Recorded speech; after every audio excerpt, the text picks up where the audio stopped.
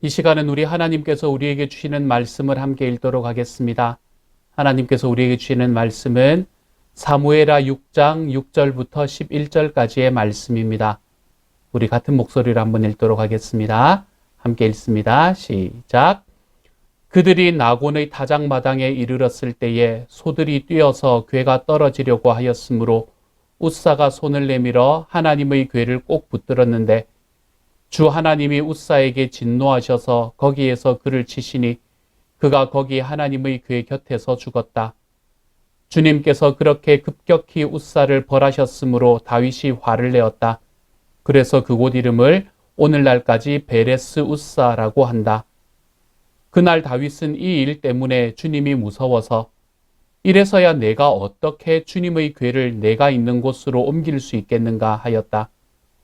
그래서 다윗은 주님의 궤를 다윗성으로 옮기지 않고 가드 사람 오벳 에돔의 집으로 실어가게 하였다. 그래서 주님의 궤가 가드 사람 오벳 에돔의 집에서 석 달 동안 머물렀는데 그때에 주님께서 오벳 에돔과 그의 온 집안에 복을 내려주셨다. 아멘. 지난주에 우리는 다윗이 언약궤를 예루살렘에 가지고 오려는 마음을 품었다는 말씀을 함께 나누었습니다. 누구도 언약궤를 기억하지 않고 있던 그때 다윗은 하나님을 기억했고 자기 인생에서 가장 편안한 시기에 하나님과 함께 있기를 선택하는 모습을 우리가 함께 보았었지요. 오늘 우리가 읽은 말씀은 그 스토리를 조금 더 자세히 풀어서 설명하고 있는 사무엘서의 말씀입니다. 저는 예전부터 이 말씀을 읽을 때면 늘 불편한 마음이 생기곤 했었습니다. 왜냐하면 이 스토리는 제가 알고 있는 사랑이 많으신 하나님의 모습이 아니라 내가 죽지 않기 위해서 조심해야 할 분으로 표현하고 있는 것 같았거든요. 제가 목사가 된 후도 마찬가지였습니다. 설교자로서 제게 이 본문의 말씀은 참 설교하기 어려운 본문이었습니다. 많은 사람에게 하나님을 못 믿을 분으로 생각하게 만드는 것처럼 느껴졌기 때문이지요. 그렇지만 다윗이 언약궤를 가지고 오는 이 과정에서 이 사건이 필요했던 이유가 있었지 않겠습니까? 이 말씀을 우리에게 전해주는 그 의도가 있었지 않겠습니까? 오늘은 이 이해하기 어려운 사건을 통해서 하나님께서 다윗에게 또 우리에게 주시기를 원하시는 의미와 의도를 함께 한번 살펴보기를 소망합니다. 여러분이 친구 중에서 이렇게 분위기를 탁 깨는 사람이 있지 않습니까? 모두가 힘을 합쳐서 으쌰으쌰 나가려고 하는데 꼭 딴지를 걸면서 분위기를 가라앉혀 버리는 사람 말입니다. 그런 사람을 보면 기분이 어떻습니까? 물론 우리야 생명의 삶으로 다져져 있기에 사연이 있겠지 하며 판단하는 자리가 아니라 품어주는 자리에 설 수 있는 사람이 되었지만 맥이 빠지는 것은 어쩔 수 없는 일입니다.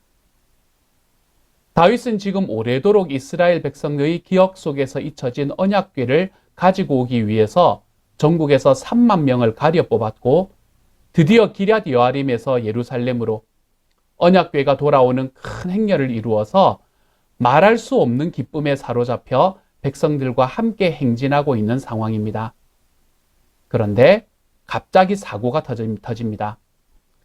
나곤의 타작마당에 언약궤를 실은 수레가 이르렀는데 소들이 뛰는 바람에 수레가 흔들렸고 언약궤가 넘어지는 것을 우려한 웃사는 반사적으로 몸을 움직여서 언약궤를 딱 붙들었는데 그만 이 사람이 그 자리에서 즉사하고 만 겁니다. 성경은 하나님께서 웃사의 잘못함을 대하여 진노하셨다라고 쓰고 있습니다. 3만 명의 거대한 행렬의 감격과 기쁨은 졸지에 이 사고로 인하여 찬물을 끼얹듯 가라앉고 말았습니다. 여기서는 지금 누가 분위기를 깨고 있는 거예요? 하나님이 분위기를 깨고 있는 겁니다. 그래서 다윗은 분하고 화가 났습니다. 말하자면 시험에 든 겁니다. 모두가 하나님을 잊고 있을 때 다윗은 그분의 언약궤를 기억했지요. 또 그냥 혼자 쓱 가서 가져오는 것이 아니라 3만 명이나 되는 사람들을 뽑아서 준비를 했고 이제 그 거대한 역사를 이루고 있는 중에 있었습니다. 그런데 하나님이 그곳에서 분위기를 깨신 것이 정말 분했을 것입니다. 어쩌면 백성의 지도자로서 자신의 위신이 추락한다고 느껴졌을지도 모르는 일입니다. 다윗은 지금 순수하게 하나님과 함께 있고 싶은 마음으로 한 것입니다. 무슨 깨끗하지 못한 생각으로 한 일이 아니에요. 백성들도 다 한 마음으로 다윗과 함께 기뻐하고 있었습니다. 그들이 지금 진짜로 하나님께 바라보기에도 좋은 일을 하고 있는 것도 사실입니다. 그런데 왜 하나님께서는 이렇게 분위기를 깨시는 걸까요? 이 말씀을 보면 정말 하나님을 조심해야 될 것 같다라는 생각이 듭니다. 잘못하다가는 죽을 수도 있기 때문입니다. 하나님은 사람과 달라서 그저 육신의 생명만 죽는 게 문제가 아닐지도 모릅니다. 어쩌면 우리의 영혼이 하나님 앞에서 죽을 수도 있습니다. 그래서 오늘의 본문은 예수님을 믿지 않으시는 분들이 알면 좀 위험한 본문 같아 보이기도 합니다. 이 이야기를 읽은 사람은 누구라도 다윗이 말한 것처럼 말할 수 있을 것입니다. 이렇게요. 이래서야 내가 어떻게 주님의 궤를 내가 있는 곳으로 옮길 수 있겠는가? 주님의 궤는 바로 하나님 자신이라고 말씀드렸지 않습니까? 이런 하나님이라면 별로 가까이 하고 싶지 않다는 두려움이 다윗의 마음에 임했듯이 우리의 마음에도 두려움이 생기는 말씀입니다. 하나님께서는 왜 이렇게 하신 겁니까? 이 일을 어떻게 수습하시려고 말입니까? 우리는 이 사건을 통해서 하나님이 의도하신 것이 무엇인지를 제대로 풀어보는 것이 대단히 중요합니다. 그렇지 않으면 다윗이 그랬듯 우리가 모두 이 말씀 때문에 시험에 들 수밖에 없기 때문이지요. 먼저 첫 번째로 이 사건은 무엇보다 죽어있던 종교의 하나님이 심판하시는 내용을 우리에게 말씀해 주고 있습니다. 죽은 종교란 죄를 죄로 알지 못하는, 말하자면 죄를 인식하지 못하는 무감각한 종교를 말합니다. 죄뿐만이 아니라 하나님의 거룩하심에 대해서도 무감각합니다. 하나님께서는 성막에 사람이 직접 손을 대는 것을 엄격하게 금하심으로써 하나님의 거룩하심을 나타내셨습니다. 그런데 당시에 이스라엘에서는 하나님의 임재의 상징이었던 이 언약궤를 잊었을 뿐만 아니라 하나님이 손을 대지 말라고 하셨어도 만진다고 어떻게 되겠어? 라는 인식이 팽배해 있었습니다.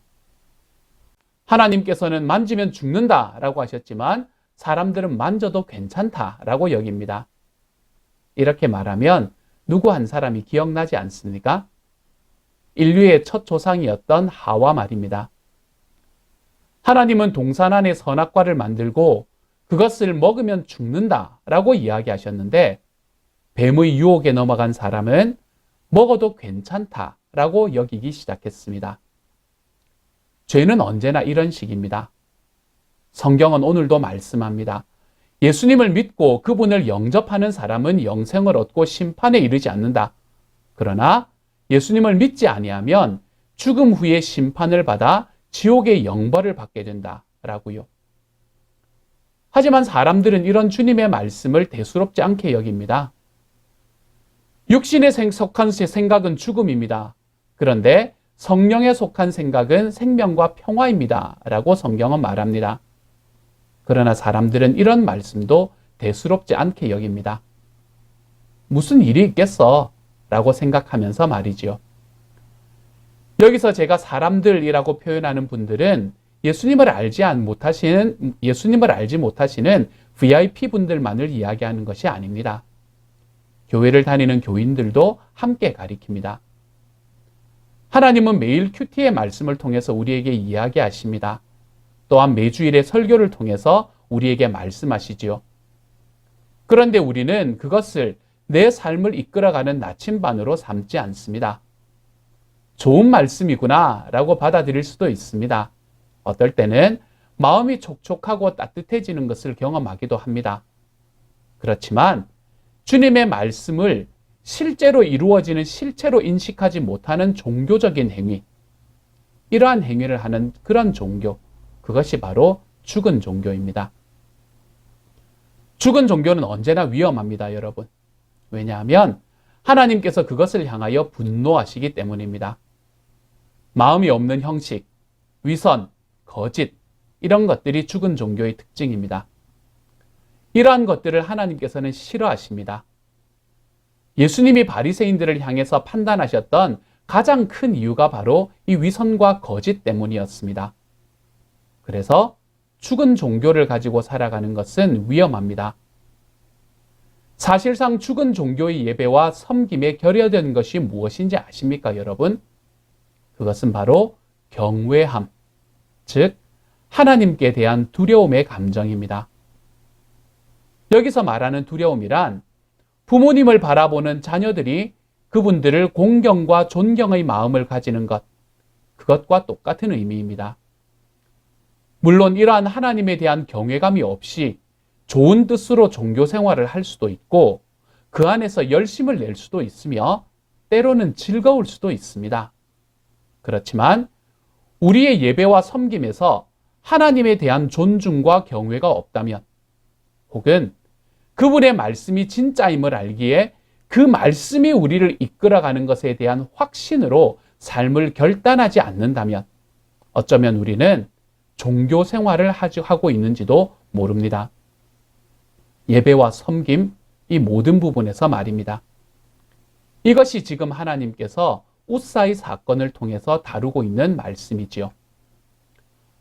사랑하는 여러분, 저와 여러분의 삶 속에서 주님을 경외하고 그분을 존중하는, 그분의 말씀을 존중하는 예배와 섬김이 우리의 삶에서 지속되기를 소망합니다.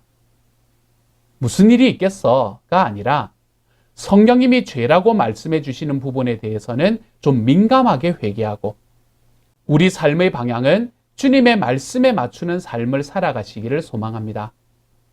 죽은 종교를 가지고 사는 사람은 영원히 죽습니다.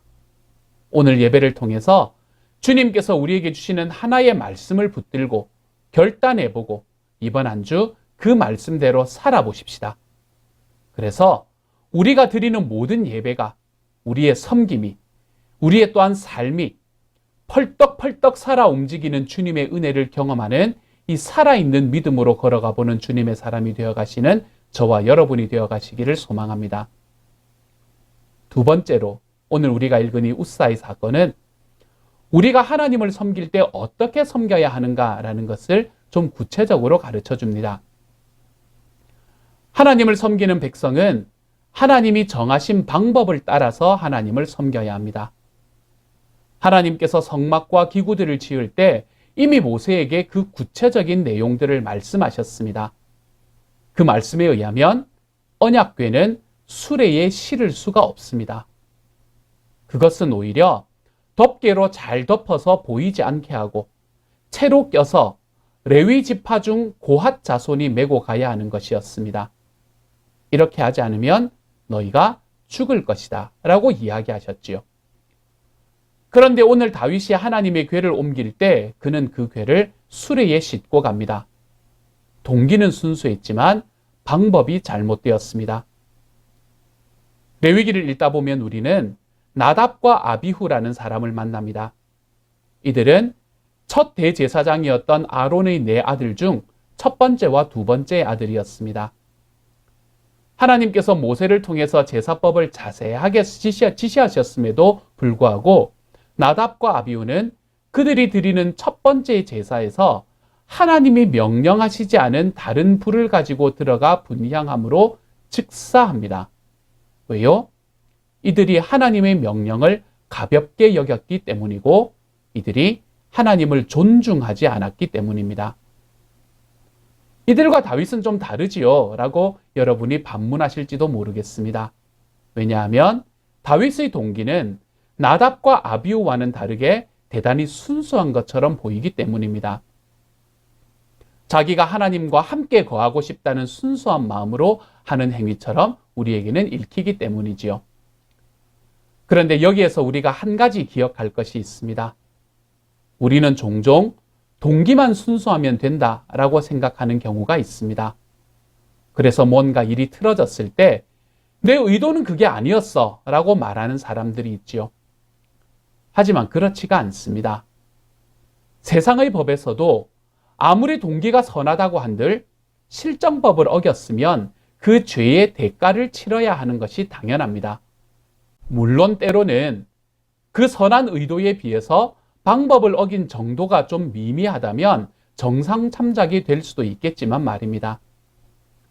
세상 법도 이러한데 우리는 하나님을 섬김에 있어서 세상 법만도 못하게 생각하면서 섬기기가 쉽습니다. 다윗에게 지금 문제는 동기가 순수한가 아닌가 이게 아닙니다. 그가 순수한 동기를 가지고 있더라도 하나님을 섬기는 것은 하나님께서 정하신 방법대로 섬겨야 합니다.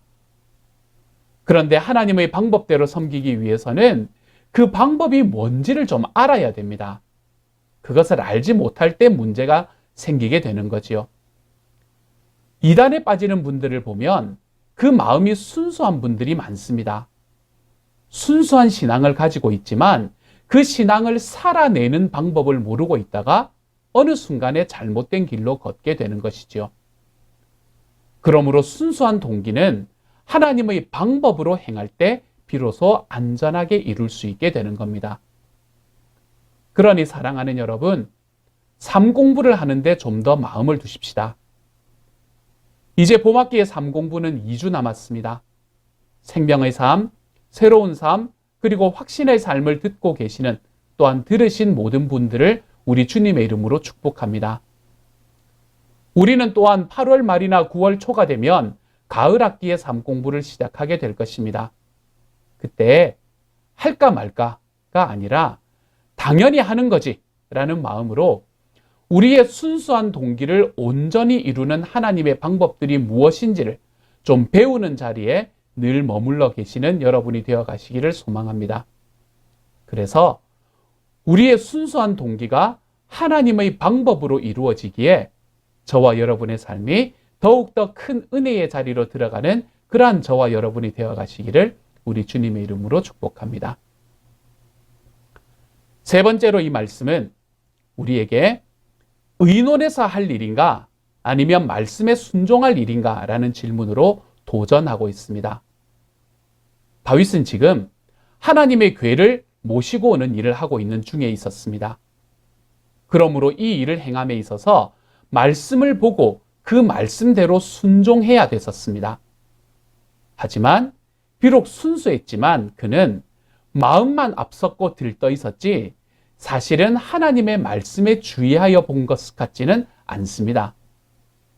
왜냐하면 지난주에 함께 살펴보았던 역대상 13장 1절의 말씀을 보면 언약궤를 가져오는 일을 하기 위해서 천부장과 백부장 그리고 지도자들과 의논했다라고 적혀 있습니다. 아마도 어떻게 하면 효과적으로 할 것인가를 논의했던 것 같습니다. 그래서 아마 사람이 들고 오는 것보다는 수레에 싣고 오는 것이 더 효과적이라고 생각했던 것이겠지요. 그렇지만 이 일은 의논해서 효과적으로 해야 하는 일이 아니라 말씀대로 순종해서 처리해야 되는 일이었습니다. 그런데 말씀대로 순종해야 될 시간에 다윗과 그의 참모들은 지금 의논해서 일을 처리하고 있습니다.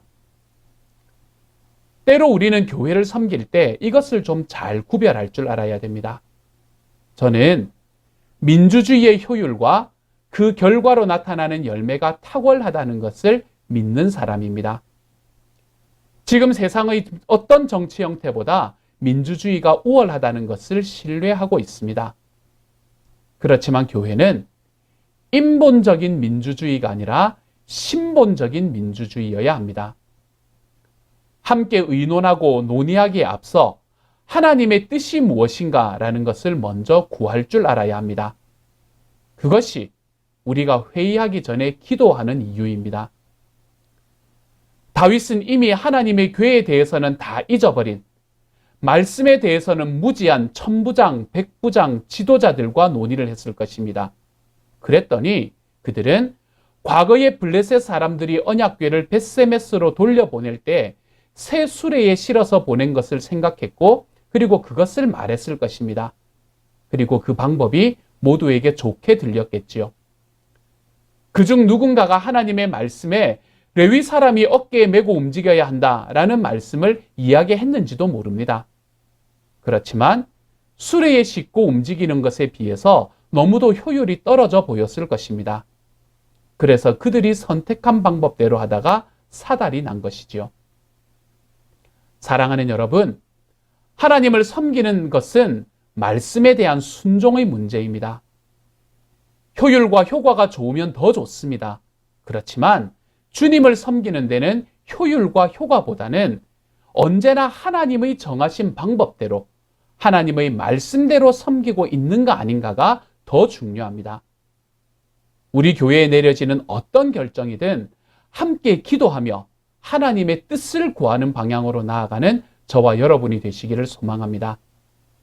그 방향이 때로는 좀 불편하고 좀 늦어 보인다고 하더라도 함께 말씀에 순종하여 주님을 섬기는 이 하나님의 사람들이 되어 가시기를 우리 주님의 이름으로 소망합니다.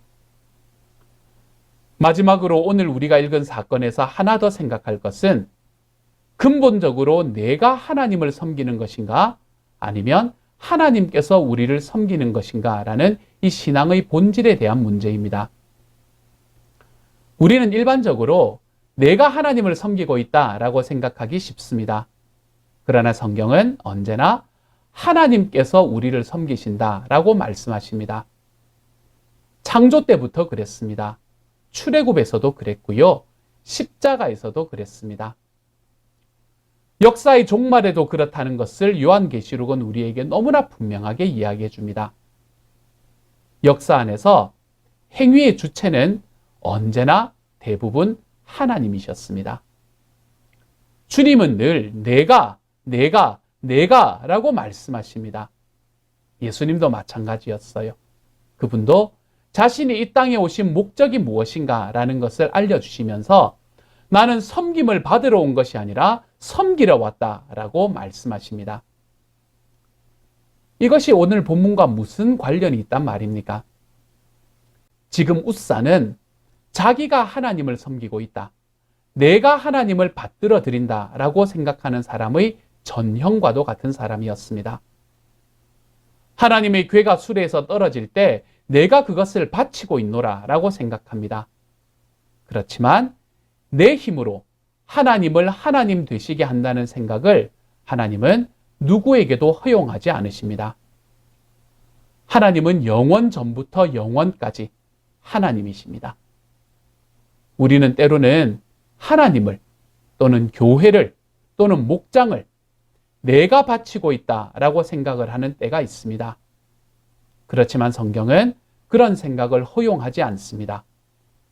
하나님께서는 내가 너희에게 가르친 대로 너희 영혼을 위하여 두렵고 떨리는 마음으로 자기의 구원을 이루어 나가라 라고 요구하실 뿐입니다. 그리고 우리가 그렇게 하나님 앞에 변화되어 갈 수 있도록 주님이 일하십니다. 내가 하나님을 섬기는 것이 아니라 본질적으로는 하나님께서 나를 섬기고 계신 것이지요. 자, 여러분. 그러면 이 사건은 어떻게 마무리가 됩니까? 다윗은 마음이 상해서 언약궤를 가져오는 행사를 중단시켰고, 그래서 언약궤는 그 근처에 있는 가드 사람 오벳 에돔의 집에 안치되었습니다. 모두가 다 두려워하는 언약궤가 오벳 에돔의 집에 들어온다고 했을 때 오벳 에돔은 그것을 환영할 수 있었을까요? 성경을 보면 오벳 에돔이 한 이야기가 전혀 나타나지 않습니다. 그만큼 이 사람은 수동적인 사람이었습니다. 그가 적극적으로 환영을 했는지 아닌지는 모르지만 결국 그의 집에 언약궤가 들어가 있는 3개월 동안에 하나님께서는 그와 그의 온 집에 복을 주셨다라고 말씀하십니다. 우리가 이 말씀을 바라보면 이 오벳 에돔은 이 위험한 일을 아마도 믿음으로 받아들이지 않았는가라고 생각해 볼 수 있습니다. 우리가 시험에 들었을 때 우리가 어떻게 벗어날 수 있는 걸까요? 먼저 우리는 하나님 편에서 해 주신 일로 우리는 시험에서 벗어날 수 있습니다. 이것이 하나님께서 오벳 에돔의 집을 축복해 주신 이유입니다. 하나님께서는 다윗과 모든 백성으로부터 나쁘고 까다로운 하나님이라는 오해를 사기 위해서 우사의 사건을 우리에게 주신 것이 아닙니다. 하나님은 여전히 선한 분이시고 사랑이 크신 하나님이십니다. 그러나 동시에 하나님의 거룩하심은 또한 결코 훼손될 수가 없었지요. 다윗과 백성들에게 하나님께서 가르쳐 주신 것은 하나님의 거룩하심에 관한 것이었습니다. 그러나 이 일로 다윗은 하나님을 오해하기 시작했지요. 우리도 그렇지 않습니까? 우리 인생에 어떤 좋지 않은 일을 좀 당하고 나면 우리는 우리 자신이 하나님께 시험에 드는 것을 보게 되는 때가 있습니다. 그러나 하나님께서는 하나님의 선하심을 여전히 다윗과 백성들을 향하여 보여주십니다. 오벳 에돔의 집에 복을 베풀어 주심으로 말입니다. 하나님께서 우리의 오해를 푸시기 위해서 하시는 일이 우리에게도 있으십니다. 하나님은 우리에게 그분의 선하심을 보여주시는 분입니다. 우리가 우리의 눈으로 볼 수 있도록 말입니다. 우리의 삶에 선하게 베풀어 주시는 이 하나님의 은혜의 행위, 우리는 이것을 바라보며 우리가 당하고 있는 시험에서 벗어날 수 있게 되는 것이지요. 그런데 오늘의 말씀을 보면 단지 이것만으로 다윗의 마음이 풀린 것이 아니었습니다. 시험을 벗어나기 위해서 사람 편에서 해야 되는 일이 있습니다. 그것은 하나님의 말씀을 통해서 하나님을 알아가는 일입니다. 하나님의 말씀을 깨달았다면 좀 순종하며 살아야 됩니다. 다윗은 이것을 했던 사람이었습니다. 그냥 감정에 묻어준 것이 아니라 왜 이런 일이 일어났는지를 다윗은 생각했을 것이고 하나님께서는 말씀을 통해서 그가 깨달을 수 있도록 해주셨습니다. 역대상 15장의 말씀이 이 상황을 우리에게 너무나 잘 설명해 줍니다. 다윗은 언약궤를 소가 모는 수레에 실을 수 없다는 사실과 레위인 중에 고핫 자손이 채에 꿰어서 메고 가야 한다는 하나님의 말씀을 확인했습니다. 그런 후에야 그는 왜 이런 불상사가 일어났는지를 비로소 깨달을 수 있었지요. 이미 하나님께서는 언약궤를 만지는 자는 죽는다라고 말씀하셨으나 그 방법을 따르지 않았기에 우사에게 그런 일이 일어났다는 것을 다윗은 깨달을 수 있었습니다. 그래서 다윗은 이렇게 말합니다. 우리가 그분께 규례대로 하지 않아서 그렇게 된 것입니다. 그리고는 3개월 후에 다시 갔을 때 다윗은 하나님의 말씀을 확인하고 그대로 순종합니다. 오벳 에돔의 집이 언약궤로 말미암아 복을 받았다는 것을 들어서 안 다윗은 이제 하나님의 선하심을 다시 한번 확인하고는 그 언약궤를 메어 오려고 합니다. 말씀대로요. 첫 번째에 조금도 손색 없이 성대하게, 그리고 이번에는 하나님의 말씀대로 사람을 준비시킨 다윗은 비로소 언약궤를 자기의 성으로 메어 들어올 수 있게 됩니다. 사랑하는 여러분, 시험에 들 때 우리는 어떻게 이겨낼 수 있습니까? 하나님 편에서도 하나님의 선하심을 우리에게 드러내 주심으로 우리를 이 시험에서 벗어날 수 있게 해주십니다. 그러나 우리 편에서 해야 되는 일이 있습니다. 그것은 하나님의 말씀이 무엇이라 이야기하는지 확인하는 일입니다. 말씀 속에서 무엇이 문제인지를 찾는 것입니다. 그리고 거기에 순종해 보는 것입니다. 우리도 살다가 보면, 신앙생활을 하다가 보면 이렇게 다윗처럼 하나님께 대하여 마음이 언짢아지는 일이 생깁니다. 왜냐하면 나는 순수한 마음으로 했는데 하나님께서는 인정해 주시기는커녕 도리어 이해할 수 없는 사고나 사건으로 나를 맞이하게 하시는 경우가 있기 때문입니다. 이때 하나님을 믿는 사람들은 하나님이 틀리셨다라고 쉽게 결론을 내리지 않습니다. 오히려 말씀 속으로 더 깊이 들어가 보게 됩니다. 그리고 거기에서 하나님께서 거기에 말씀하시는 하나님의 말씀을 발견하고 하나님을 새롭게 알게 되고 다시 그 말씀에 순종하는 길로 걸어가게 됩니다. 이것이 그리스도인들이 살아가는 삶의 여정입니다. 이처럼 하나님에 대한 올바른 지식을 가지는 것은 너무나 중요합니다. 왜냐하면 참된 예배는 절대적으로 이 하나님의 올바른 지식에 달려있기 때문입니다. 우사의 문제는 하나님의 말씀에 대한 무지, 그리고 하나님의 말씀을 가볍게 여긴 죄 때문에 나타난 것입니다. 우사는 우리와 마찬가지로 하나님을 이렇게 대해도 된다는 잘못된 인식이 팽배했던 시대의 대표적인 사람이었습니다. 사랑하는 여러분, 하나님을 아는 바른 지식이 없이 참된 예배를 드리기란 불가능합니다. 우리가 하나님을 더 알고 싶은 열망을 가지고 살아갈 때 우리는 점점 더 좋은 예배자로 하나님을 섬기게 될 것입니다. 그 열망은 모든 믿는 사람들이 심령해 주시는 하나님의 선물입니다. 주님에 대한 이 열정이 우리의 삶에 불타오르게 하십시오. 나의 하나님, 내가 섬기는 하나님을 더 알고 싶어하는 열정, 그 하나님을 점점 더 알아가는 삶의 여정을 걸어가고 싶은 열정이 여러분의 삶에 충만하게 하십시오. 그리고 그 하나님을 더욱 알아가고 그 하나님 앞에 합당한 예배를 드리는 사람들이 되어 가십시오. 이제 우리는 길고 길었던 코로나19라는 터널의 마지막 부분에 서 있습니다.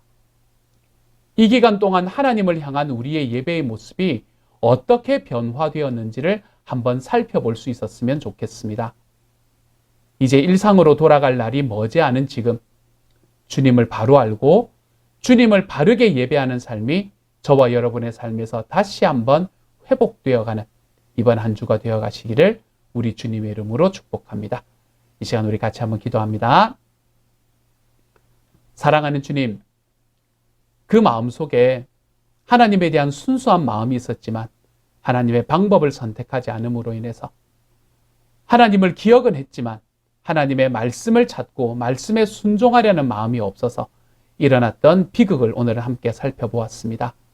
주님, 우리들의 삶 속에서는 이 주님의 말씀을 좀 더 알고 주님의 말씀에 대한 지식, 우리 주님에 대한 지식이 좀 더 자라 내 주님을 좀 더 높이고 내 하나님께 올바른 예배를 드리는 하나님의 사람들이 될 수 있도록 저희를 붙잡아 인도하여 주옵소서.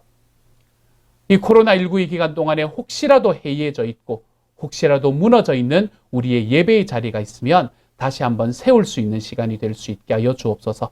그래서 주님, 이제 우리 주님을 예배하는 그 우리의 예배 속에 내 하나님의 말씀대로 예배하며 내 하나님께서 우리에게 가르쳐 주시는 그 가르침대로 예배하여 우리의 예배를 통해 우리의 삶에 있는 이 시험에서 온전히 벗어날 수 있는 하나님의 사람들이 다 되도록 주여 도와주옵소서. 모든 말씀 우리 주님 예수님 이름으로 기도드립니다. 아멘. 이 시간에는 우리 하나님 앞에 한 번 더 기도하고 축도함으로 오늘의 예배를 마칩니다. 한 번 더 기도합니다. 이제 평안한 마음으로 세상에 돌아가십시오. 선한 일에 용기를 가지시며 악을 악으로 갚지 마십시오. 항상 연약한 자를 도우시며 병든 자를 찾아보시며 곤란당하는 이웃을 위로하십시오. 모든 사람을 존경하시며 주님께 봉사하고 주님을 사랑하십시오. 모든 일을 믿음과 사랑으로 행하시며 어떤 일에도 소망을 포기하지 마십시오. 그리고 거룩하신 성령님께 순종하여 기쁨과 감사의 생활을 해나가십시오. 우리 하나님 아버지는 여러분을 항상 도와주실 것입니다.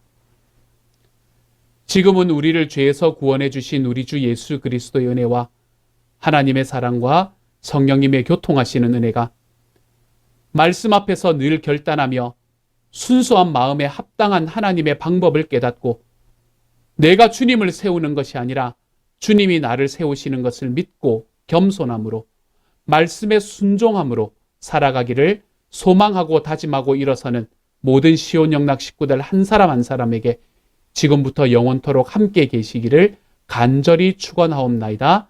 아멘.